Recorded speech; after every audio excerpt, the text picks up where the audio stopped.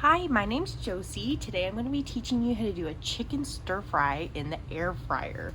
So our ingredients are chicken, rice. We've got this like nice little veggie mix that we can just warm up in the microwave. Same thing with this rice, which is from Costco. These you can usually find at any store. They're really easy to do. Then these are my tools. I've got 2 eggs, onion powder, garlic powder, soy sauce. I've also got some oyster sauce. This is optional though. Like just doing soy sauce is totally fine. Then we've got black pepper and some olive oil. So what I recommend for any of the recipes, I usually do at least, is I buy these pans from the dollar store. You can get like 4 of them for $1. It's a quarter. It makes a great way so you can cook stuff in your air fryer but not have a bunch of the greases and juices down at the bottom, and then you can also keep that all in the meal that you're making. So for this stir fry, this is going to be perfect. I can keep it all in this pan, and when I'm done, it's still in the same pan.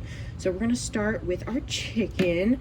This is just going to be for 2 of us, and it's going to have eggs in it as well. So we just need a little bit of chicken. So doing a chicken leg like this is going to be perfect proportion for us. I'm going to set it in there. Air fry. We're going to do temperature of 375 for 8 minutes and start. So I have that chicken in, and while that's cooking, we can actually start on this, which we're just gonna microwave for what the directions say on there.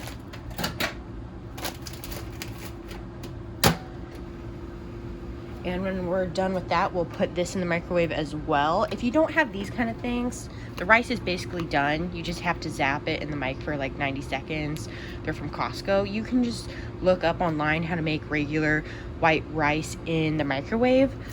These kind of recipes that I'm doing though are really great for dorm rooms where a lot of people will only have like a microwave, and then getting one more appliance like an air fryer can really step up what you're eating while you have to be living at a dorm or in a tiny house.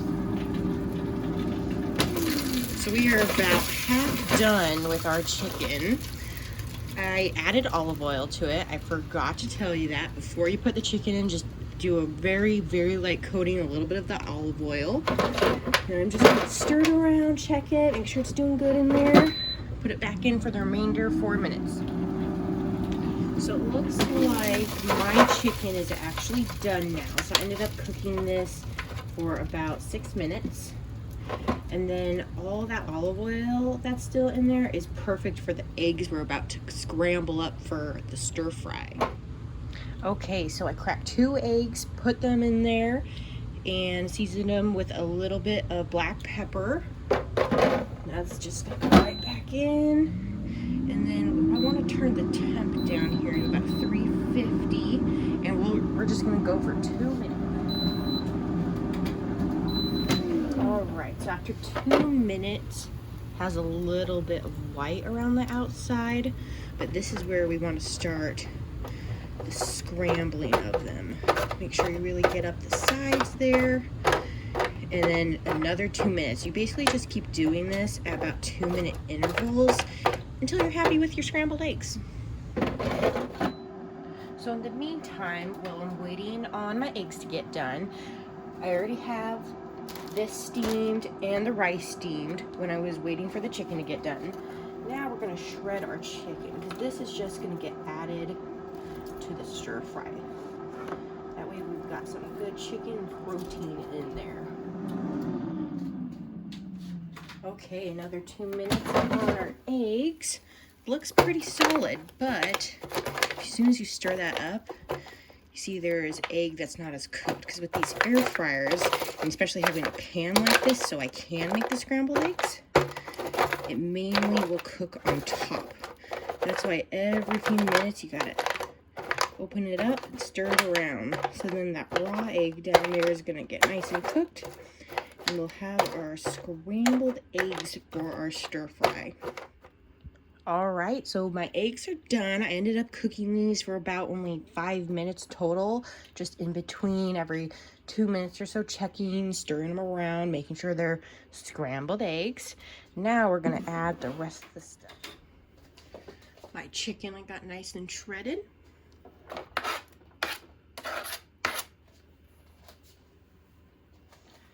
my steamed rice.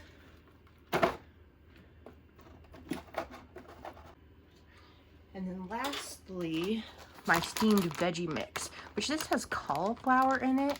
So it's really nice. It kind of adds to the rice like a rice substitute, makes it go a little longer. We can have more leftovers out of it. If you don't like the cauliflower, there's other bags of these you can buy, other vegetables. Just put in whatever vegetables you want.